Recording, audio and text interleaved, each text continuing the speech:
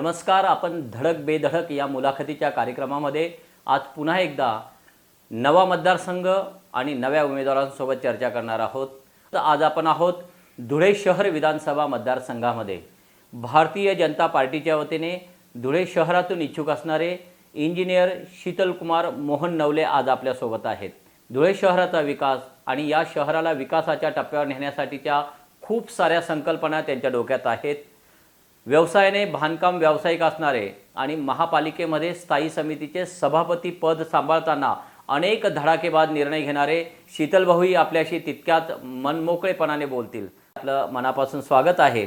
आणि आपल्याला आम्ही सांगितलंच आहे की धुळे शहरातून आपण उमेदवारीसाठी इच्छुक आहात, आपण तयारी करता आहात, वातावरण ते अतिशय चांगलं झालेलं आहे. पण आम्हाला पहिले हे जाणून घ्यायला आवडेल की आपण व्यवसायाने इंजिनियर आहात, बांधकाम व्यावसायिक आहात, आपली पार्श्वभूमी आणि गेले अनेक वर्षाचं त्यातलं काम आहे. असं असताना एक सेटल लाईफ की आपल्या क्षेत्रात आपण एक चांगलं सेटल लाईफ जगत असताना राजकारणात यावं आणि राजकारणाच्या माध्यमातून थेट आमदारकीची निवडणूक लढवावी असं आपल्याला का वाटलं आहे? मी 2002 पासून बांधकाम व्यवसायामध्ये आहे. 99 साली शासकीय अभियांत्रिकी महाविद्यालय पुणे येथून डिग्री प्राप्त केली. त्यानंतर 3 वर्ष नोकरी केली आणि 2002 पासून व्यवसायात आहे. अच्छा. आणि राजकारणात का यावं तर वयाच्या 42 पर्यंत राजकारणात यावा याच्यावरती मी विचार केलेला नव्हता. अच्छा. अंशतः कौटुंबिक जबाबदारी, सामाजिक कार्य हे मागील 20-25 वर्षापासून चालूच आहे. वडिलांची एक शिकवण होती की जोपर्यंत तुझं घर व्यवस्थित चालत नाही तोपर्यंत तू राजकारणाचा विचार करू नको. म्हणजे स्वतःच्या पायावर उभा हो. कारण जो व्यक्ती घर सांभाळू शकतो, परिवार सांभाळू शकतो, आपले नातेवाईक सांभाळू शकतो, नंतर त्याने समाजाचा विचार करावा. जर तुम्ही परिवारच नाही सांभाळू शकले, आणि मी पाहतो काही लोक राजकारणाचे इतक्या आहारी चालले जातात की त्यांचा परिवार देखील देशोधडीला लागून जातो. शेवटी कुटुंब ही जबाबदारी असतेच, प्रमुख आहे. बरोबर. प्रमुख म्हणून ती जर तुम्ही व्यवस्थित पार नसल पाडू शकत असाल तर तुम्ही राजकारणात बाकीच्यांची जबाबदारी कशी स्वीकारू शकतात? साहजिक आहे, तुम्ही समाजात गेल्यानंतर भले लोक तुमच्या तोंडावर बोलणार नाहीत, पण मागे तर म्हणतील अरे स्वतःचं घर नाही सांभाळू शकला तर आपल्याला काय सांभाळेल. बरोबर. तर त्या मानसिकतेतून वयाच्या 42 पर्यंत राजकारणाकडे वळालो नाही. कदाचित माझ्या वयाच्या 30 मध्ये वडील महापौर होते, त्यावेळेस देखील कदाचित मी विचार करू शकलो असतो आता मी नगरसेवक होऊ शकतो. बरोबर. परंतु थांबलो. आणि जेव्हा जाणवलं की आता आपण समाजासाठी काही करू शकतो आणि समाजासाठी काही करायचं असेल तर तुम्हाला अधिकचे अधिकार लागतात. मग ते अधिकार कुठून प्राप्त होतात? तर राजकारणातून. त्याचप्रमाणे आत्ताच्या 15 ऑगस्टला 2024च्या अच्छा मोदी साहेबांनी एक आव्हान केलं की 1 लाख नवीन तरुणींनी राजकारणाकडे वळलं पाहिजे. मग त्यांची विचारधारा कुठली का असेल तरी चालेल. त्याच्यातून प्रेरित होऊन आणि ज्या शहरात आपण जन्माला आलो त्या शहराचा जर विकास व्हायचा असेल तर विधानसभा हे एक माध्यम होऊ शकतं. म्हणून विधानसभा लढवण्याचा मी निर्णय. परिवार राजकारणात आहे, 1985 पासून राजकारणात आहे. बाळकडू मिळाले हे मान्य आहे, कारण 95 साली मी अवघा 18-19 वर्षाचा होतो. त्यावेळेस विधानसभा लढवण्याची संधी आमच्या परिवाराला मिळाली. भारतीय जनता पक्ष शिवसेना युतीचे उमेदवार वडील होते. शिवसेनेकडून उमेदवारी देखील धुळे शहरातून. अच्छा. 95ला धुळे शहरातून शिवसेनेचे अधिकृत उमेदवार वडील होते. कदाचित त्यावेळेस जर पक्षात बंडखोरी झाली नसते तर 95 साली परिवारात एक आमदार राहिले असते. कारण बापूदादा शार्दूल यांनी त्यावेळेस बंडखोरी केली आणि दोघांच्या मतांची बेरीज जर धरली तर जे विजेते उमेदवार होते त्यांच्यापेक्षा कैक पटीने ती जास्त होती. पण आता ठीक आहे, उशिरा का होईना तुम्ही चांगला निर्णय घेतला राजकारणात येण्याचा. पण असं वाटतं का की तो निर्णय घ्यायला उशीर झाला आणि आता कमी वेळेमध्ये कमी कालावधीमध्ये आपल्याला काहीतरी वेगळं मिळवायचं आहे किंवा खूप काही मिळवायचं आहे? नाही, उशीर झाला असं म्हणता येणार नाही. ही योग्य वेळ असं मला वाटतं. अच्छा, म्हणजे योग्य वेळ निर्णय घेतला. हो. आणि एक सांगेल की काही लोक डायरेक्ट महाविद्यालयात प्रवेश करतात. हम्म. मी तसं नाही केलं. मी बालवाडीत गेलो, बालवाडी शिकलो, 10वी शिकलो, ग्रॅज्युएशन केलं. सांगायचं तात्पर्य म्हणजे मी आधी नगरसेवक झालो. बरोबर. पालिका काय ती समजून घेतली, ह्या शहराची गरज काय ती समजून घेतली, ह्या शहरातले प्रॉब्लेम्स काय ते समजून घेतले, सामान्यातल्या सामान्य माणसाची काय गरज आहे. नाही, हे एक आपण बरं केलं आहे की तुम्ही शालेय याच्यापासून सुरुवात केली. मी तर म्हणेल राजकीय अंगणवाडीच आपल्या घरात होती आणि एक मॉडेल आपल्या परिवाराने उभे केलेले आहे. ते एक मोठं पाठबळ आपल्या पाठीशी आहे. त्यांचाच बोट धरून आपण राजकारणाच्या पुढच्या दिशेला निघालात. खऱ्या अर्थाने जर नागरिकांच्या समस्या आणि सुविधा कुठल्या दिल्या पाहिजे, मूलभूत नागरी सुविधा हे समजायचं असेल तर पालिकेत एकदा का होईना निवडून जायला पाहिजे. आणि आपण तर भाऊ महापालिकेमध्ये स्थायी समितीचे सभापती होतात. असं म्हणतात की स्थायी समितीचं सभापती पद म्हणजे महापालिकेच्या तिजोरीच्या चाव्या आपल्या हातात होतात. काय अनुभव शेअर कराल तुम्ही आपल्या सभापती काळातला? मी ज्यावेळेस सभापती झालो त्यावेळेस महाराष्ट्राची परिस्थिती अतिशय बिकट होती. त्याच्यात धुळे महानगरपालिकेची परिस्थिती तर अत्यंत बिकट होती. कारण जस्ट कोविड काळ संपलेला होता. बरोबर. वरती सरकारही नव्हतं, म्हणजे काही वरून मदत मिळेल, निधी मिळेल, मदत मिळेल अशी काहीच अपेक्षा नाही. प्रोजेक्ट अर्धवट होते. धुळे शहराची पाण्याची समस्या इतकी बिकट होती आणि त्याच्यासाठी अक्कलपाडा पूर्ण होणं खूप गरजेचं होतं. ज्यावेळेस आमची सत्ता महापालिकेत बसली 2018 मध्ये, त्या 8 महिन्याच्या कार्यकाळामध्ये आम्हाला अक्कलपाडा स्कीम सँक्शन झाली होती. म्हणजे अक्कलपाडा पाणीपुरवठा योजना ना? हो, अक्कलपाडा पाणीपुरवठा योजना सँक्शन झालेली होती. मल निस्तरणाची म्हणजे ड्रेनेज सिस्टीमची ती सिस्टीमची पण निविदा प्रक्रिया झालेली होती, सँक्शन झालेलं होतं. 100 कोटीचे नवीन रस्ते याची देखील मान्यता त्या काळात मिळाली संपूर्ण शहरभरामध्ये. आणि 8 महिन्याचा काळ फक्त त्यावेळेस मिळाला, म्हणजे आपल्याला सरकारचा, देवेंद्रजी मुख्यमंत्री असतानाचा. आणि 8 महिन्याने सरकार गेलं आणि 2 वर्ष 2.5 वर्ष हे महाविकास आघाडीचं सरकार होतं. त्या काळामध्ये या योजनेंना निधीही उपलब्ध होत नव्हता. योजना अर्धवट. जनतेला असं वाटायचं महापालिका काम करत नाहीये. जनतेला हे कळत नव्हतं की विरोधी पक्षाची महापालिकेत सत्ता असल्या कारणाने ती येत नव्हता. आणि त्या काळामध्ये मला ते सभापती पद माझ्याकडे आलं काम करण्यासाठी. आणि परिस्थिती इतकी बिकट होती की लोकांनी 2-2 वर्षाच्या घरपट्टी नळपट्टी देखील भरलेली नव्हती. मग कोविड काळ होता. कोविड काळ होता, म्हणजे पगार करायला सावरलेले नव्हते त्यातून. आणि पगार करायला देखील पैसे तिजोरीत नव्हते. अशा कठीण परिस्थितीमध्ये सभापती पद मला मिळालं. परंतु फेब्रुवारीत मी सभापती पद घेतलं आणि सत्तांतर जूनमध्ये झालं. राज्याचं सत्तांतर झाल्यानंतर एकनाथजी शिंदेसाहेब मुख्यमंत्री झाले आणि देवेंद्रजी उपमुख्यमंत्री आणि फायनान्स मिनिस्टर. त्यामुळे त्या 6 महिन्यामध्ये मला निधी खेचून आणण्यात देखील यश मिळाला. अक्कलपाडा स्कीम हिला गती देता आली. किती कोटीची योजना आहे अक्कलपाडा? अक्कलपाडा ही आपली जवळजवळ 165 कोटीची योजना होती. आणि मल निस्तरणाची ती देखील एवढ्याच कॉस्टची होती. आणि त्याच्यामध्ये इलेक्ट्रिसिटी जे आम्हाला जे कनेक्शन घ्यायचं होतं त्याच्या बाबतीमध्ये तर काहीच काम झालेलं नव्हतं. आणि योगायोगाने ते खातं देवेंद्रजींकडे होतं विद्युत. आणि त्याची मदत इतकी झाली की मला सँक्शन फक्त 2 महिन्यात मिळालं. जर ते मिळालं नसतं तर ही स्कीम आज देखील पूर्ण झालेली नसते, अपूर्ण. कारण सगळ्यात मोठं तर विद्युत पुरवठा होता. एक्सप्रेस फीडर लाईन जी आणायची होती नेरकडून अक्कलपाड्यापर्यंत, तर तिचं काम गतीने करता आलं. त्याचे सँक्शन्स लवकर मिळाले आणि त्याचं पाणी पुरवठा सुरळीत करण्यात मी यशस्वी झालो. पण अक्कलपाडा पाणी पुरवठा योजना ही तर ग्रॅव्हिटीने पाणी पुरवठा करेल आणि विना वीज धुळेकरांना पाणी मिळेल असं सुरुवातीला सांगण्यात आलं. त्यातली खरं आहे ते की लिफ्ट करावं लागतंय पाणी? 100% हे खरं आहे की अक्कलपाडा हे बाय ग्रॅव्हिटी आहे. इंजिनियर असल्याने हे मी विरोधकांनी याचा गाजावाजा केला की बाय ग्रॅव्हिटी आहे मग वीज कशाला लागते. पण तुम्हाला कल्पना आहे की जॅकवेल असते. जॅकवेल ही तर तुम्हाला धरणात खोदावा लागते. जसं आपण विहिरीतून पाणी उचलतो, बरोबर.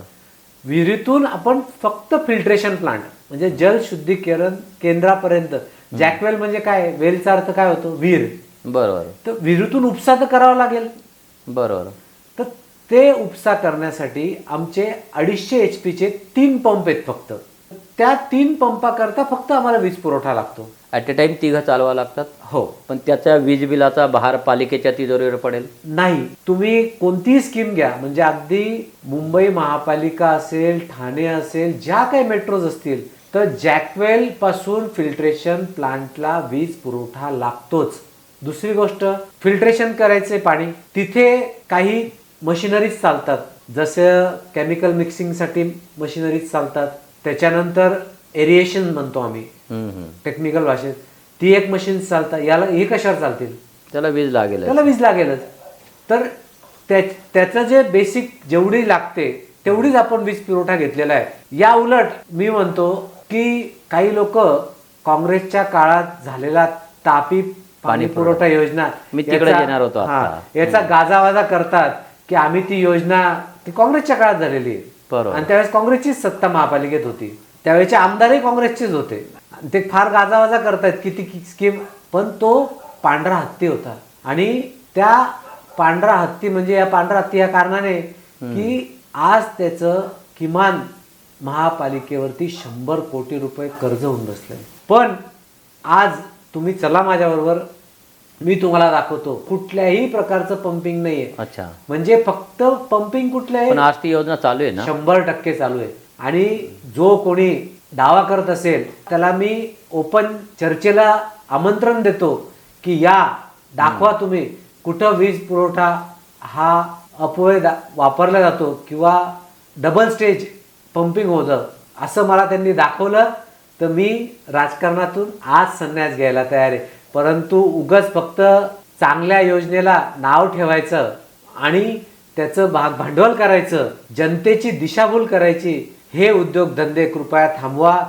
याला जनताही कंटाळली. आता जनतेला आता विकास हवा आहे.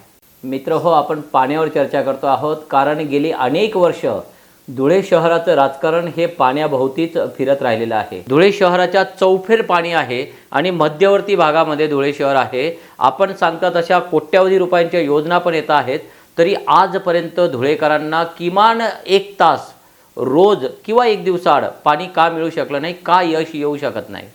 आपण बरोबर बोलतात. म्हणून मी सांगतो की जर कधी जनतेने आशीर्वाद दिला आणि ह्या शहराचं आमदार होण्याचं भाग्य जर मला मिळालं तर माझ्याकडे DPR तयार आहे. शेवटी एक लक्षात घ्या, राजकारणात अधिकचे अधिकार लागतात.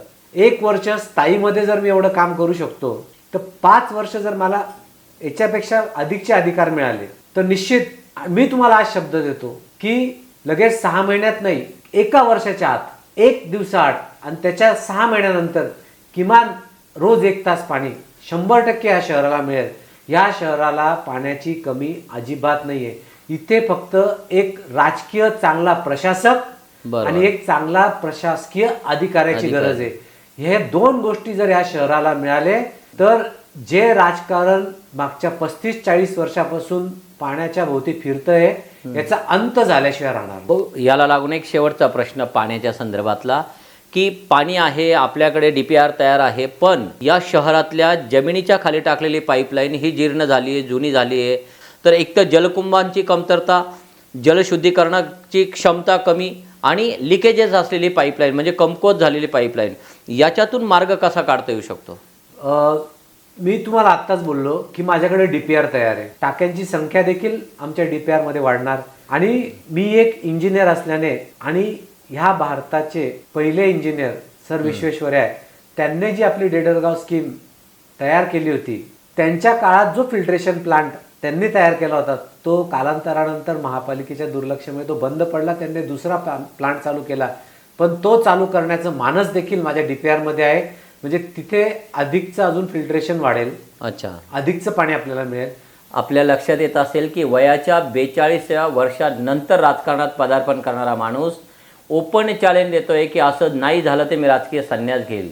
म्हणजे एंट्री करतानाच एक्झिट करण्याची हिंमत तोच माणूस ठेवू शकतो ज्याच्यामध्ये कॉन्फिडन्स आहे आणि ज्यांचा उल्लेख भाऊ आत्ता आपण केला की सर विश्वेश्वरय्या असं म्हटलं जातं की त्यांनी या शहराची रचना केली, परंतु आज या शहराची अवस्था बघितली तर अत्यंत बकाल झालेली दिसते. गल्ल्या छोट्या झालेल्या आहेत, प्रचंड अतिक्रमण वाढलेलं आहे, रस्ते अरुंद झालेले आहेत आणि त्यामुळे त्या निमित्ताने अनेक रहदारीसह अनेक समस्या या शहरामध्ये निर्माण झालेल्या आहेत. आपल्या डोक्यामध्ये काय संकल्पना आहे की हे शहर अतिक्रमण मुक्त किंवा मोकळा श्वास घेईल असं काही करता येऊ शकते का? नक्कीच याच्या बाबतीत मी विचार केला आहे आणि धुळे शहरातल्या रस्त्यांनी मोकळा श्वास घेतलाच पाहिजे. रस्ते हे रहदारीसाठी आहे, तिथे व्यवसायासाठी रस्ते नाही आहेत. परंतु याला लागून जी लोक रस्त्यावर आज व्यवसाय करतायत ते देखील रस्त्यावर आले पाहिजे. याच्यासाठी माझा DPR तयार आहे आणि तो माझा निवडणुकीचा अजेंड्याचा एक भाग पण असणार आहे. नक्कीच मी माझा अजेंडा जनतेसमोर प्लॅनिंग सह घेऊन येणार आहे. शहराच्या विकासाची ब्ल्यूप्रिंट. पण भाऊ तोडणं हा एक पर्याय नाही होऊ शकत. आपण ज्याचा उल्लेख करत आहात की पुनर्वसनाचं काय? मी तेच सांगतो की मी कोणालाही विस्थापित होऊ देणार नाही. कारण माझा जन्म हा पत्र्याच्या घरातला झालाय आणि ज्याचा जन्म पत्र्याच्या घरात झालाय त्याला गरिबीची जाण आहे. सामान्यातल्या सामान्य माणसाच्या जीवनामध्ये बदल घडवण्याचा माझा संकल्प आहे. त्यामुळे ही मंडळी रस्त्यावर येणार नाही. निश्चित यांच्यासाठी मी काही गोष्टी विचार केला आहे आणि ते करणारच. पण चांगलं काम हाती घेतलं की अडथळ्यांची एक मालिका सुरू होते, ते पण आपल्याला छेदावं लागणार आहे. हे खरं आहे की राजकारणात विरोध हा पहिले घरातूनच चालू होतो आणि माझा स्वभाव जनतेलाही माहिती आहे आणि आपल्यालाही माहिती आहे. चुकत असेल तर पक्षात देखील विरोधाची भूमिका घेण्याच्या मानसिकतेत मी असतो. बरोबर. सामान्य जनतेला काही मिळवून द्यायचं असेल, या शहरासाठी काही करायचं असेल तर विरोध हा पत्करावाच लागतो. मग तो कितीही टोकाचा असला तरी घेतला पाहिजे उद्या आणि तो मी घेणारच. उद्या पक्षातच विरोध झाला तर कसं असतं, पक्षात तुम्ही तुमची भूमिका मांडल्यानंतर पक्षात विचार करणारी लोक खूप असतात आणि त्यांना ती भूमिका पटते. परंतु ह्या शहराचे रस्ते 100% मोकळे होतील. जी लोक रस्त्यावर व्यवसाय करतात त्यांना व्यवसायासाठी पर्यायी जागा उपलब्ध करून दिल्या जाईल. किंबहुना याच्यापेक्षा चांगला व्यवसाय ते करतील, 2 पैसे त्यांना अधिकचे चांगले मिळतील. याच्यासाठी देखील माझ्याकडे DPR तयार आहे. वारंवार हॉकर झोनचा विषय समोर येतो की या शहरामध्ये हॉकर झोन्स असले पाहिजे, त्यामुळे रस्ते मोकळे झाले होतील आणि त्याच्या काही जागा पण अनेकदा ठरवल्या गेल्यात. तर एकूणच मार्केट विकसित करण्यासाठी काही प्लॅन आहे का? डिसेंट्रलायझेशन मार्केटचं झालं पाहिजे. म्हणजे कुमारनगरचा माणूस हा कुमारनगरमध्येच त्याने बरोबर त्याच्यासाठी शॉपिंग झाले पाहिजे. देवपूरचं देवपूरमध्ये झालं पाहिजे. मिल परिसरचं मिल परिसरात झालं पाहिजे. याच्या बाबतीत निश्चित मी विचार केला आहे. तुम्ही आता जो पाचकंदीलचा विषय केला तर 100% आग्रा रोड हा मोकळा करणार म्हणजे करणार. आणि पाचकंदीलमध्ये आपण मागेही बघितलं की 2 ते 3 वेळा आगीच्या घटना झाल्या. बरोबर. आणि मोठ्या घटना घडल्या. एक तर मी सभापती असतानाच घडलेली. अग्निशामक दलाच्या गाड्या देखील तिथे पोहोचू शकत नाही. 70% व्यावसायिक हे आमच्या मताशी सहमत झाले होते. जे 30% लोक न्यायालयात गेले ते देखील त्यांची देखील सहमती मिळाली होती. परंतु माझा कार्यकाळ संपला आणि त्यानंतर 1 वर्षात महापालिकेचा देखील कार्यकाळ संपला. आणि ही जे मार्केट आहेत हे मार्केट भविष्यात डेव्हलप झाल्याशिवाय राहणार नाही.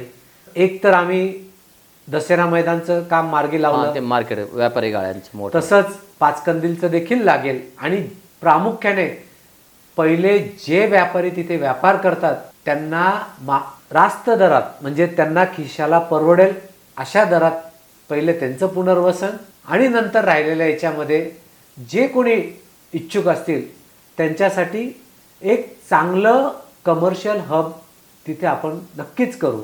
भाऊंशी या शहरातल्या विकासाच्या आणखी ज्या काही संकल्पना आहेत ते आहे नागरी मूलभूत सुविधांशी निगडीत काही विषय आहेत. या शहरातली गुन्हेगारी, या शहरातली गुंडगिरी, या शहरातल्या खंडण्या आणि एकूणच यामुळे बदनाम होणारं धुळे शहर, या सगळ्या विषयांवर आपण दुसऱ्या टप्प्यामध्ये चर्चा करणार आहोत.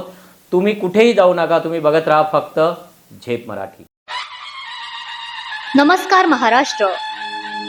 आगामी विधानसभेच्या निवडणुकीसाठी सज्ज व्हा. निवडणूक तुमची, नियोजन आमचे. आम्ही आपणास जिंकण्यास मदत करू शकतो. आम्ही आपल्याला देऊ शकतो उमेदवाराचे प्रोफाईल, राजकीय विकास कामांची डॉक्युमेंटरी, राजकीय जनसंपर्क व डिजिटल मीडिया व्यवस्थापन, मोबाईल प्रमोशन सेवा, निवडणूक प्रचार कॅम्पेनिंग, निवडणूक प्रिंटिंग व अशाच पद्धतीने इलेक्ट्रॉनिक मीडिया कॅम्पेनिंग. आता आपले लक्ष महाराष्ट्राच्या विधानसभा निवडणुका. आमच्या तज्ज्ञ राजकीय विश्लेषकांसह आजच भेटीचे वेळापत्रक ठरवा. अधिक माहितीसाठी संपर्क परफेक्ट मीडिया 98 222 95 194.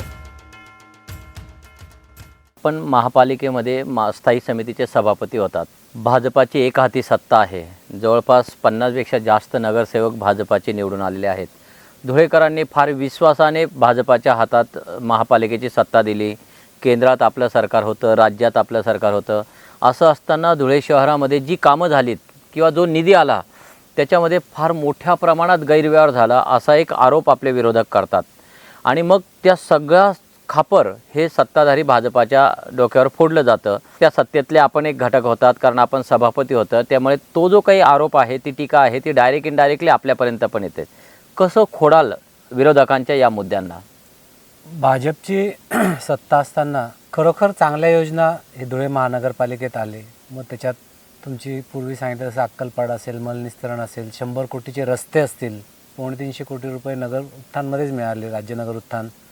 त्याच्यानंतर आत्ता जवळजवळ 900 कोटी रुपये अमृत 2 मध्ये मिळाले. अमृत 2चं तर काम अजून चालू व्हायचंय. आता 100 कोटीची जे कामं झाली, मग त्याच्यात प्रामुख्याने तुमचा वाडीबोकर रोड अतिशय उत्कृष्ट काम झालेलं आहे. अच्छा, रस्त्याचं. त्याच्यानंतर धान्य गोडाऊन समोरचा रस्ता जमनागिरी रोड तो पहा, तोही अतिशय चांगला झालाय. आत्ताच 5वी 6वी 4थी गल्ली झाली, ते रस्ते चांगले झालेले आहेत. हा, तुरळक समजा कुठे एखाद 2-4 रस्ते कॉन्ट्रॅक्टरच्या हलगर्जीपणामुळे खराब झाले असतील, हे मान्य आहे. परंतु याला सत्ताधारी कसं काय दोषी असू शकतात? सत्ताधाऱ्यांचं काम काय असतं? काम मंजूर करून आणणं. काम मंजूर करून आणल्यानंतर काम कोण करून घेतं? अधिकारी वर्ग. बरोबर. जो कोणी महापौर असेल, आता ठीक आहे सभापती म्हणून मी इंजिनियर, मला तर 1च वर्षाचा कार्यकाळ मिळाला, किंवा जे कोणी सभापती होते ते नगरसेवक होते, हे काही टेक्निकल पर्सन नसतं. याच्यासाठी एक टीम असते टेक्निकल. बरोबर. त्या टीमचं काम असतं काम चांगलं करून घेणं. आता 80-85% कामं ही चांगली झाली. जी कामं चांगली झाली त्याच्याबद्दल विरोधक कधी बोलत नाही. एखादं काम खराब झालं, मी समर्थन अजिबात करणार नाही, कारण मी स्वतः कॉन्ट्रॅक्टर आहे. 20-25 वर्षापासून मी या व्यवसायात आहे आणि खराब कामाची स्तुती किंवा समर्थन हे माझ्याकडून आयुष्यात होऊ शकत नाही. म्हणजे मी तर गडकरींच्या मताचा आहे. अगर रस्ता खराब हो गया, त्यांचं स्टेटमेंट आहे, तो पहिले तुझे देखूंगा. आणि मी फॉलोअर आहे गडकरी. बरोबर आहे. कोणताही कॉन्ट्रॅक्टर असेल जे जो खरोखर इंजिनियर होऊन कॉन्ट्रॅक्टर झाला असेल, त्याला कधीच वाटत नाही आपलं काम खराब झालं पाहिजे. शेवटी तो पण या शहराचा नागरिक आहे. आता विरोधकांना आरोप करणं साहजिक आहे, कारण की जर त्यांनी आरोप नाही केले तर ते हे विरोधक आहे. विरोधकच नाही, पण आपण म्हणता तसं इंजिनियरचं कॉन्ट्रॅक्टर होणं वेगळं आणि भाजपाच्या सत्तेच्या काळात महापालिकेच्या अनेक नगरसेवकच ठेकेदार झालेत आणि त्यांनी कामं घेतली आणि म्हणून कामाची क्वालिटी ढासळली असं बोललं जातं. याच्यात सत्य आहे का? मी नाही समजत त्याच्यात काही सत्य असू शकतं. आपल्याला कल्पना असेल की मी स्वतः BE सिव्हिल आहे. 2008 साली वडील महापौर होते, त्यावेळेस देखील रुपयाचं काम मी महापालिकेत केलं नाही. आता नगरसेवक होतो तर आताही कधी मी रुपयाचं काम केलं नाही. सभापती होतो, एक काम मी केलं असं सिद्ध करून दाखवावं. आणि त्यामुळे अधिकाऱ्यांना जे वचक होता, कारण मला काही कधी कोणाच्या समोर फाईल घेऊन जावं लागत नव्हती. बरोबर. 99% नगरसेवक असं काही करत असतील मला वाटत नाही. 1% अपवाद असतं. सगळी माणसं काही सारखी नसतात. तर आपल्या शहरातल्या रस्त्यांच्या बाबतीमध्ये अलीकडच्या 2-5 वर्षामध्ये झालेले कॉन्क्रीटचे रस्ते हे लगेच खराब होतात, किंबहुना त्याच्यावर कॉन्क्रीटवर डांबर टाकावं लागतं. अशी वेळ पालिकेला येते. असं का झालं? एक लक्षात घ्या, इंडियन रोड काँग्रेस IRC म्हणतो आम्ही तर टेक्निकल भाषेत, त्याच्यात प्रत्येक रस्त्याची लाईफ आहे. कॉन्क्रीट रस्त्यावरती डांबरीकरण झालं हे शहराने पाहिलं, हे काही लपून राहिलं नाही, सोशल मीडियावर आणि मी झालं. म्हणणार पण नाही ते काम चांगलं झालं होतं. शेवटी काम करताना एक पद्धत असते, ती पद्धत त्या कॉन्ट्रॅक्टरने अंमलात आणली नाही, किंवा आमचा पालिकेचा इंजिनियर असेल त्याने तेवढं स्ट्रिक्ट सुपरविजन केलं नाही, त्यामुळे तो रस्ता खराब झाला, जे खराब झालं ते मान्य करावं लागतं. त्याच्यावरती PWDने काही पर्याय सुचवले होते, मीच त्याची चौकशी लावली होती. जे झालं ते दुर्दैवी होतं. एक विषय असा होता ज्यामुळे धुळं बदनाम झालं किंवा तो राजकीय चर्चेचा विषय झाला की देवपूरला खड्डापूर म्हणून बोललं गेलं. कारण एकाच खड्ड्यामध्ये 2-2 योजना टाकल्या गेल्या आणि झालेले रस्ते योजनांमुळे उखडले गेलेत. की असं उलटं काम का केलं असं कॉमन मॅन म्हणतं. एक इंजिनियर म्हणून आपलं काय ओपिनियन आहे या संदर्भातलं? एक लक्षात घ्या की कोणत्याही शहराला ड्रेनेज सिस्टीम झाली पाहिजे हे सुप्रीम कोर्टचे आणि हैदराबादचे गाईडलाईन्स होते. आपल्याकडे जुन्या गटारी पारंपरिक होत्या, परंतु ट्रिब्युनलने सांगितल्यानंतर की आता कुठल्याही परिस्थितीमध्ये सांडपाणी हे डायरेक्ट नदीच्या याच्यात सोडायचं, प्रवास सोडायचं. त्याच्यात ते आपण स्कीम राबवली. आता स्कीम राबवताना रस्ते खोदल्या गेले. जसं मी तुम्हाला बोललो की 2.5 वर्ष सत्ता नव्हती, त्यामुळे ती ड्रेनेज सिस्टीम झाल्यानंतर जे रस्त्याचं काम हाती घ्यायला पाहिजे होतं त्याला राज्य शासनाने निधी दिला नाही. नंतरच्या काळात आम्हाला जवळजवळ 250-300 कोटी रुपये मिळाले आणि आज कमीत कमी 75% देवपूर हे चांगल्या स्थितीत. आत्ता झालेत बहुरस्ते, पण या शहरातला एक रस्ता असा आहे की उपहासाने असं म्हटलं गेलं की याची नोंद गिनीज बुकमध्ये झाली पाहिजे. ती म्हणजे SSUPS महाविद्यालयासमोरचा रस्ता. 5-5 वर्ष एकेका रस्त्याचं किंवा एका खड्ड्याचं काम सुरू राहिलं. असं काय गुपित दडलेलं होतं त्या खड्ड्यात? आता बरं झालं तुम्ही हा प्रश्न विचारला. प्रत्येक जण विचारतो 5 वर्ष का एकच रस्ता. एक लक्षात घ्या की संपूर्ण देवपूरचं ड्रेनेज हे त्या रस्त्याने जाणार आहे. जे कलेक्शन होणार आहे सगळं पूर्ण देवपूरच्या सगळ्या कॉलन्या, ती मेन लाईन त्या रोडने टाकल्या जाणार आहे. ती मेन लाईन तिथून जे SSUPS कॉलेज आहे आपलं, म्हणजे पॉलिटेक्निक पुढे जाईल. पुढे जाऊन नदीपात्राच्या कडेने जे 2 STP झाले म्हणजे सिवेज ट्रीटमेंट प्लांट, तर मेन लाईन जोपर्यंत कनेक्टिंग लाईन्स होत नाही तोपर्यंत मेन लाईनचं काम हे बुजवता येत नाही. कारण शेवटी तिकडनं टेस्टिंग करत करत करत आता ते अंतिम टप्प्यात आहे. त्याच्यावर 11 कोटी रुपयाची निविदा रस्ता बनवण्यासाठी निघालेली आहे. फक्त एवढं आहे, जोपर्यंत तुमच्या नजरेत ती गोष्ट पडत नाही, रस्ता सुरळीत होत नाही, तोपर्यंत असं वाटतं की सरकार काहीच करत नाही. आता कॉमन मॅनला यातल्या टेक्निकल बाबी माहीत नसतात, परंतु जो खुलासा आज आपण करता आहात की आता हे आत्ता कळतंय पालिकेतल्या सत्ताधाऱ्यांनी याबाबत कधीच स्पष्टीकरण का केलं नाही? कदाचित आमचे प्रवक्ते याच्या बाबतीत खुलासा नाही करू शकले. खरंच दुर्भाग्याची गोष्ट आहे. कामं तर खूप केली आम्ही, पण आमचं ब्रँडिंग राहून गेलं. तुम्ही तुमचा जन्म धुळ्यातला आहे, कधी इतके कोटीचे आकडे तरी ऐकले का हो तुम्ही की महापालिकेला इतका निधी आला? जेवढे आकडे आज तुमच्या समोर आले आणि आकडे कागदावर आहे, नुसते तोंडी नाहीये किंवा वृत्तपत्रात आले असं नाहीये. टेंडर झालेत, कामं झाली आहेत. कधी ऐकले होते एवढे आकडे जे ह्या 5 वर्षात? एक लक्षात घ्या, ह्या शहराचा अनुशेष मोठा आहे. मागच्या 35-40 वर्षाचा अनुशेष आहे. कारण की दुर्भाग्य आहे माझ्या ह्या शहराचं राजकारण वेगळ्या दिशेला फिरत असतं. ते कधी विकासाच्या भोवती फिरलंच नाही.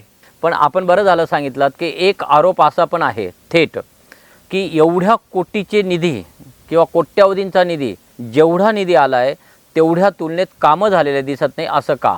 मग याला भ्रष्टाचाराची गळती लागली का? आता तुम्ही मला सांगा, 160 कोटी रुपये मलनिस्तारणाचे आले, बरोबर. ते जर सगळे पाईप्स ड्रेनेजचे जमिनीत टाकले तर ते कसे तुमच्या दृष्टीत येतील? बरोबर. 2 सिवेज ट्रीटमेंट प्लांट तुमच्या वरखेडीच्या तिथे उभे आहेत. त्याचं कधी कोणी शूट केलं का हो? कधी कोणी दाखवलं का? आज तो एक प्लांट 10-10, 11-11 कोटी रुपयाचा आहे. तो कधी कोणाच्या नजरेत पडला का? पण मग जातो का तिथे? पालिकेचं काम होतं ना की माध्यमांना तिथपर्यंत घेऊन जा ना. तेच सांगतो ना की आम्ही कमी पडलो ब्रँडिंगला. आता फिल्ट्रेशन प्लांट अक्कलपाड्याचा, आज ती 160 कोटीचं, तिथे कॉमन मॅन जात नाही ना. नाही जाणार. बरोबर. कॉमन मॅन कुठं जातो? जो तो त्याचा रोजचा वापरायचा रस्ता आहे, हायवे वापरणार, बरोबर, ते त्याला दिसतं. किंवा एखादं गार्डन तयार झालं, तो रोज फिरायला जातो, ते त्याला दिसतं. पण हे झालंय ना, आज तुमच्या घरातलं ड्रेनेजचं पाणी जेव्हा फिल्टर होऊन नदीपात्रात जाईल हे कॉमन मॅनला दिसत नाही ना. पण याला पैसे लागलेत ना. आणि विरोधकांनी तो खड्डा दाखवला. अरे बाबा, पण तो खड्ड्याच्या खाली जो पाईप टाकला, जे माझ्या घरातलं तुमच्या घरातलं पाणी आज शुद्ध होऊन परत नदीपात्रात जाणार आहे आणि त्याच्यातून पुन्हा शेती व्यवसायासाठी म्हणा किंवा उद्योगधंद्यासाठी ते पाणी वापरलं जाणार आहे. कुठेतरी इनडायरेक्ट बेनिफिट आहेत ना याचे. बरोबर. ठीक आहे, कॉमन मॅन सामान्य माणसाच्या नाही नजरेत पडत, पण जो व्यापारी आहे, जो शेतकरी आहे, जो ते शेतासाठी त्याचं पाणी वापरलं जाईल, त्याला तर वाटेल ना, अरे या नदी पात्रातलं पाणी मला भविष्यात त्याचा फायदा झाल्यानंतर 100% त्याचं महत्व कळेल. आणि भविष्यात धुळे महानगरपालिका हे पाणी विकेल, क्या बात जे आहे. तुमच्या घरातलं ड्रेनेज पाणी येते आणि त्याचा रेव्हेन्यू जनरेट होणार आहे. नाही, आपल्या बोलण्यामध्ये एक विषय गार्डनचा आला. या शहरामध्ये प्रत्येक कॉलनीमध्ये ओपन स्पेस आहे, त्या विकसित झालेल्या नाही. काही ठिकाणी त्या बळकवलेल्या गेल्यात, काही ठिकाणी त्यावर अतिक्रमण झालं. हा एक भाग. आणि या शहरामध्ये आपल्या घरात जर एखादा पाहुणा आला किंवा पाहुणी मंडळी आली तर त्यांना कुठे घेऊन जावं असं जागाच नाही आहे. तर एकाही राजकारण्याला असं वाटलं नाही की या शहरामध्ये असे काहीतरी ठिकाणं असलं पाहिजे, ही पण शहराची गरज आहे. मी आत्ताच तुम्हाला बोललो की ह्या शहराचं राजकारण मागच्या 35-40 वर्षात वेगळ्या दिशेला वेगळ्या ठिकाणी गुरफटून राहिलं आणि खरोखर ह्या गोष्टी या शहरापासून वंचित राहिल्या. परंतु जर आता जनतेने आशीर्वाद दिला तर एका इंजिनियरने या शहराच्या प्लॅनिंगमध्ये योगदान दिलं सर विश्वेश्वरैयाने. दुसरा इंजिनियर नक्कीच या शहराला काहीतरी बुवा माझ्या शहरात आल्यानंतर माझ्या घरी आलेला पाहुणा हे बघून गेला आणि तो खुश झाला. नक्कीच गतवैभव या शहराला मिळाल्याशिवाय राहणार नाही. एक इंजिनियर काय क्रांती घडवू शकतो हे नक्कीच जनतेने आशीर्वाद दिल्यानंतर आपल्याला कळेल. मी जनतेच्या दरबारात जाऊन जनतेला ठामपणे सांगणार आहे, हो मी हे करणार आहे तुमच्यासाठी. कारण माझं ब्रीदवाक्यच हे आहे की तुमचे स्वप्न माझा संकल्प. क्या बात आहे. मित्र हो, एका इंजिनियरने या शहराची रचना केली आणि दुसरे इंजिनियर या शहराला आकार देण्यासाठी आपल्यासाठी रस्त्यावर उतरलेले आहेत. काही थेट राजकीय प्रश्न आहेत ज्याचा पुन्हा पुन्हा आपण उल्लेख करत आहात की हे शहरातलं राजकारण विकासाच्या भोवती कधी फिरलंच नाही. मग या शहराचं राजकारण गेली 30-40 वर्ष ठराविक 2-3 व्यक्तींच्याच भोवती फिरलं आणि ते अजूनही फिरतं आहे. तर या सगळ्या चक्रव्यूहातून या शहराला काढण्यासाठी आपल्या डोक्यात काही आहे का? आपले काय प्रयत्न आहे त्यासाठी? मी कायम विकासावर राजकारण केले. मी विरोधक कोण असेल काय असेल याच्या खोलात जाणार नाही, पण विकासाचा अजेंडा घेऊन मी जनतेसमोर जाणार. पण लढाईचं तर आहेच ना. हो, पक्षाने तिकीट दिलं तरी आणि नाही दिलं तरी नाही, मी पक्षाचा एकनिष्ठ कार्यकर्ता आहे आणि पक्ष ज्याच्या त्याच्या योग्यतेप्रमाणे त्याचा मान सन्मान करतो. पक्षाला माझ्याबद्दल सर्व कल्पना आहे, मी काय करू शकतो आणि पक्ष नक्कीच माझा विचार करेल. समजा उद्या पक्षाने आपल्याला संधी दिली, उमेदवारी दिली, थोडक्यात मला हे जाणून घ्यायचं आहे की धुळेकरांनी आपल्याला मतं का द्यावीत? धुळेकरांनी एक अनुभव आमच्या परिवाराचा घेतला आहे की 1985 पासून मिल परिसरमध्ये आमचा परिवार, एक तर वडील असतील, आई असेल किंवा आता मी, नगरसेवकपद आमच्या परिवारात 1-2 अपवाद सोडले सलग चालत आलं. तर एखाद्या परिवारावरती एखादा परिसर इतका विश्वास का ठेवतो? तिथं झालेले विकास कामं. तर जे मॉडेल आज मिल परिसरात 50,000 लोक वस्तीचं आहे तेच मॉडेल धुळे शहरासाठी माझी इच्छा आहे राबवण्याची आणि त्या विश्वासावर मला असं वाटतं की जनता मला आशीर्वाद देईल. दरवर्षी वेगवेगळ्या डिग्र्या घेऊन बाहेर पडणाऱ्या विद्यार्थ्यांना नोकरीच्या शोधात मुंबई पुण्याकडे जावं लागतं, कारण त्यांना इथे रोजगार नाही आहे. आणि रोजगाराचा एक गंभीर प्रश्न या शहरामध्ये आहे. रोजगार नाही म्हणून गुन्हेगारी आहे आणि म्हणून या शहरातला वेगवेगळ्या अवैध धंद्यांनी व्यापलं आहे असं म्हटलं तर हा गुंतागुंतीचा प्रश्न आहे. तर धुळे शहराच्या रोजगारासंदर्भातल्या काही कल्पना आपल्या डोक्यात आहे का? एक लक्षात घ्या, आत्ता तुम्ही गुन्हेगारीचा विषय काढला. गुन्हेगारी वाढायला 2-3 कारणं असतात. एक तर तुमच्याकडं स्थलांतरित लोक खूप आले असतील परराज्यातले, हा एक विषय असतो. दुसरा जो तुम्ही आत्ता बोललात बेरोजगारीचा, आणि तिसरा कम्युनल राईट्स, असं मला वाटतं. अजून 2-4-5 गोष्टी असू शकतात, पण मेन 2 आहेत. एक तुमचं स्थलांतरित आणि दुसरं बेरोजगारी. याच्या बाबतीत आपण लगेच महापालिका स्तरावरती KG to PG आणि चांगलं शिक्षण इंग्लिश मिडियमचं देण्याचा एक DPR तयार केला आहे. परत तोच प्रश्न, अधिकचे अधिकार. अधिकचे अधिकार. त्यामुळे हे नगरसेवक राहून नाही होऊ शकत का? किंवा लोक म्हणतात की राजकारणातच कशाला आलं पाहिजे, पण शेवटी पॉलिसी मेकरमध्ये तुम्ही नाही गेलात तर कसं हे होऊ शकतं? गेल्या काही वर्षामध्ये एक नवी कॉन्सेप्ट डेव्हलप झाली, ती म्हणजे राजकारणातून गुन्हेगारी. आणि असं एक चित्र निर्माण झालं आहे की राजकारणात मुलांना घ्यायचं आणि गुन्हेगारीच्या दिशेने घेऊन जायचं, म्हणजे जबाबदार कोण आहेत याबद्दल आपलं मत काय आहे? तुम्हाला काय वाटतं? नाही, दुर्दैव आहे की राजकारण आणि गुन्हेगारी हे हातात हात घालून नाही गेलं पाहिजे. पण धुळ्यात तसं आहे. काही अंशतः असू शकतं. जर एखाद्या राजकारण्याने, जसं मी ठरवलं आहे, मी माझ्याकडे जेवढी मुलं आहेत जे माझ्याबरोबर असतात, तरुण मंडळी, त्यांना मी सांगतो, बाबा तू रोजगारासाठी फोन कर, अडीअडचणीसाठी फोन कर, दवाखान्याच्या कामासाठी फोन कर, पण कृपा करून पोलीस स्टेशनसाठी फोन करू नको. मी फोन लावणार नाही. तर प्रत्येक राजकारण्याने हे जर ठरवलं तर गुन्हेगारी मुक्त शहर होणं हे काही मोठी गोष्ट नाही आहे. बरं, रोजगाराचा विषय निघतो. धुळ्याच्या MIDCमध्ये असं वारंवार सांगितलं जातं की निम्म्यापेक्षा जास्त रोजगार बंद आहेत. शेजारी, आपल्या शेजारी एक नवीन MIDC तयार झाली आहे, नरडाणा ग्रोथ सेंटर म्हणून. तिथे कोणी यायलाच तयार नाही आहेत. म्हणजे जे आहे ते बंद पडले, नवीन कोणी यायला तयार नाही. तर या शहराचा विकास होणार कसा? बेरोजगारी जाणार कशी? माफ करा, मी तुम्हाला खोडतो याच्यामध्ये. मला 1 स्क्वेअर फूट जागा आज धुळे MIDC तुम्ही शिल्लक दाखवा. रोजगार चालू आहेत, कारण मी मिल परिसरात राहतो. आमच्या इथले कैक मुलं MIDC कामाला. आज दुर्दैवाने ती MIDCची जागा संपली एक्सपान्शनची. दुसरं नरडाणा म्हणतात, तसंही नाही आहे. नरडाण्याला आज 3 मोठे प्रोजेक्ट चालू आहेत, दाखवल्या जात नाही. भाऊ, आपल्या डोक्यातल्या सगळ्या काही संकल्पना आहेत ज्या धुळेकरांच्या विकासाच्या दृष्टीने आहेत, त्यासाठी आपल्याला अधिकार मिळणं आवश्यक आहे आणि ते अधिकार आपल्याला धुळेकरच देऊ शकतात. स्वतःबद्दल अपील करताना धुळेकरांना काय सांगाल? मी जनतेला एकच आव्हान करेल की तरुण म्हणून, एक शिक्षित म्हणून आणि विकासाचं राजकारण याचं ध्येय घेऊन मी एक नवीन पाऊल टाकत आहे. आपण एक वेळा मला आशीर्वाद द्या, एवढंच फक्त मी सांगतो. जय हिंद, जय महाराष्ट्र. मित्र हो, आपण शहराच्या वेगवेगळ्या विषयांवर शीतल भाऊंशी चर्चा केली आहे. या शहराच्या विकासासाठी एक सक्षम, उच्च शिक्षित आणि व्हिजन असणारं नेतृत्व असावं, असा जो काही समज सगळ्या नागरिकांच्या मनात आहे, त्याबद्दलचा निर्णय आपल्याच हाती सोपवतो. आणि पुन्हा एकदा आपण नव्या मतदारसंघात नव्या उमेदवारासोबत विकासाच्या चर्चा करण्यासाठी जाणार आहोत. तोपर्यंत आपली रजा घेतो. धन्यवाद. अशाच वेगळ्या आणि ताज्या बातम्यांसाठी पाहत रहा झेप मराठी, आरसा महाराष्ट्राचा. संपादक प्राध्यापक अनिल चव्हाण, धुळे.